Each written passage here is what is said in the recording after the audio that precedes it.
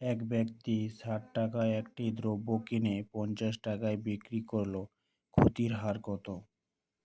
৬০ টাকায় কিনছে, ৫০ টাকায় বিক্রি করছে, মানে কি ক্ষতিই হবে। ক্রয়মূল্য সমান ক্রয়মূল্য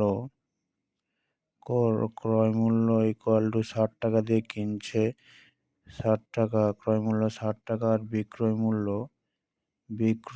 মূল্য ৫০ টাকা। ৬০ টাকা দিয়ে কিনছে, ৫০ টাকায় বিক্রি করছে, তাহলে ক্ষতি ইকুয়াল টু ৬০ মাইনাস ৫০ টাকা ইকুয়াল টু ১০ টাকা। ১০ টাকা কেন এখানে ক্ষতি লিখলাম কেন? কারণ কোনো জিনিস বেশি টাকায় কিনে কম টাকায় বিক্রি করলে তার ক্ষতিই তো হয়। তাই এখানে ক্ষতি লিখে ক্রয় মূল্য থেকে বিক্রয় মূল্য বিয়োগ করছি, ১০ টাকা এসছে। অতএব ক্ষতির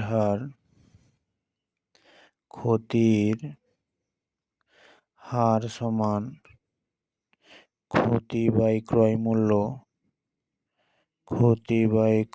মূল্য ইন্টু ১০০%। ক্ষতি এখানে কত না, ক্ষতি ১০ বাই ক্রয় মূল্য কত না ৬০ ইন্টু ১০০।